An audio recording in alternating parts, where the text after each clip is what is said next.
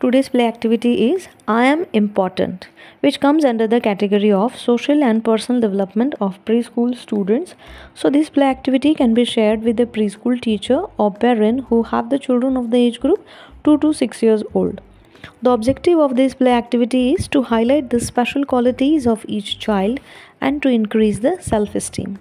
For this we need a large group of students and paper and crayon. How we have to play this activity? Give each child a paper and ask the children to draw their face. Make them think of themselves and draw their own feature like curly hair, big eyes, etc. Then ask children to draw their body with all its parts like hands and legs. Give suggestion and make them draw as many details as possible. When the children finish the drawing, they sit in circle on the floor and talk about the parts of the body. Everyone has the same body parts like eyes, nose, mouth, eyebrows, fingers, toes, etc. But each one looks different. Now write their name on their drawing and display them on the wall or in their hands.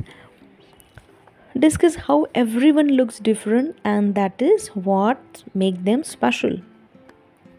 Here one variation is possible. On another day, discuss with the children what they like best. Give each child a paper and make them draw what they like most.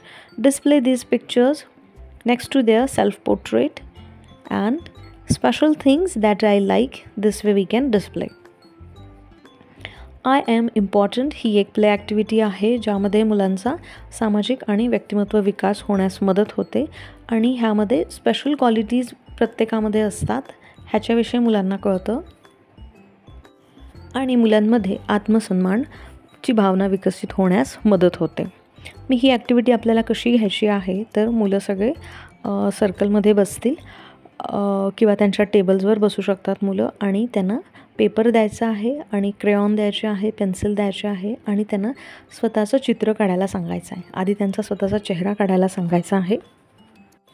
यामध्ये मुलांचे जसे कुरळे केस असतील किंवा मोठे डोळे असतील तर ते त्यांचे जसे आहे ते आपल्याला काढायला सांगायचं आहे. त्यानंतर शक्य होत असेल त्यांना आणि मुलं मोठे असतील तर त्यांना त्या ड्रॉइंगमध्ये त्यांचा चेहरा काढल्यानंतर हात, पाय, बोटं, त्यांचे कपडे, नाक, डोळे ह्या सगळ्या डिटेल्स आपण त्यांना काढायला सांगू शकतो आणि त्यांना हवं असेल तर मुलं कलरही करू शकतात आणि त्यांच्या जे बॉडी पार्ट्स आहे ह्याच्याविषयी आपण मुलांशी इथे बोलू शकतो. हे झाल्यानंतर सगळे मुलं बसतील आणि पूर्ण ड्रॉइंग फिनिश झाल्यानंतर मुलं ह्याच्याविषयी एकमेकांशी बोलतील आणि टीचरला सांगतील की मी नाक, तोंड, डोळे, आयब्रो, फिंगर हे सगळं काढलेलं आहे आणि मग ते एकमेकांना चित्र दाखवल्यावर प्रत्येकाचं चित्र वेगवेगळं बनलेलं असेल कारण प्रत्येकाने वेगवेगळं काढलेलं आहे.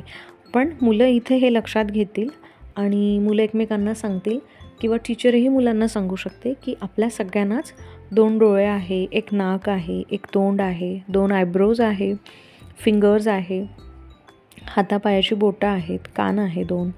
पण तरीही आपण सगळेजण वेगवेगळे दिसतो. आपल्या सगळ्यांचे चित्रसुद्धा वेगवेगळे बनलेले आहेत आणि आपण दिसतोसुद्धा वेगवेगळे. म्हणजे आपण सगळेजणच स्पेशल आहोत. आपल्यासारखं कोणीच नाही या जगामध्ये. मग आपण कसं असलं पाहिजे? आपण खूप आनंदी आणि समाधानी असलं पाहिजे कारण आपल्यासारखे आपणच आहोत आणि आपण स्पेशल आहोत.